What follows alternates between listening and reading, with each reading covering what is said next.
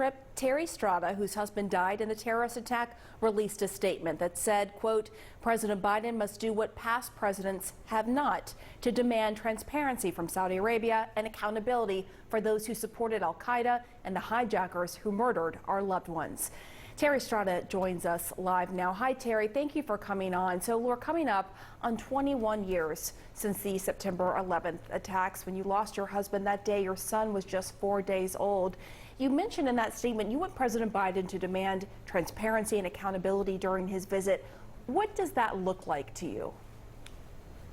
Well, that looks like the president having an honest conversation with the Crown Prince, doing something that no president has ever done before him, and that is having an honest conversation about the role that the kingdom played in carrying out the 9/11 attacks, because there is overwhelming evidence that supports the kingdom's agents provided the support network for the hijackers to carry out those attacks. But the moral, legal, and diplomatic case for bringing up the 9/11 accountability with the Crown Prince goes way beyond bad actors doing bad things. The Kingdom of Saudi Arabia, the world knows, was the epicenter of terrorism financing leading up to the attacks.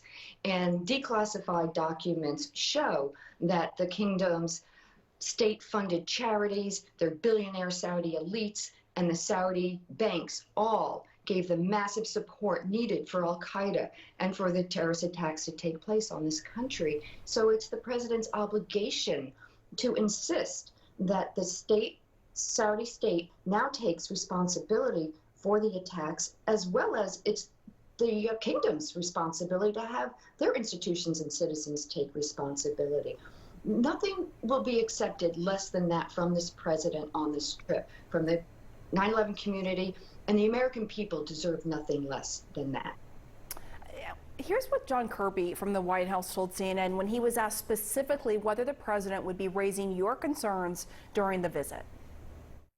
He continues to do everything he can to support the families of the victims of 9/11. He knows what a devastating grief that they still endure, and he will not shy away from representing them and their concerns. So he seemed to be signaling the president would address your concerns, but in the president's op-ed yesterday, the president did not mention anything about confronting the Saudis on 9/11. Have you received any assurances from the White House? No, I have not. And, you know, it's very disappointing to read that op-ed today and see that 9/11 was left out of it. But that doesn't mean that possibly, you know, they're holding it maybe closer to the vest. I don't know. But we know that we've been insisting that it be the very first thing. It has to be prioritized. Everything else can fall behind having this honest conversation, because our national security depends on a full account of what happened on September 11th. The terrorism financing network that was so complex that the kingdom set up to finance al-Qaeda, we have no reason to believe that that has been dismantled until they have this honest conversation. And the Crown Prince, if he wants to stand on the world stage, on the global stage, and show that he is a responsible actor, well, this is the first step in doing that. Own up and take responsibility. Terry Strada, thank you so much for joining us.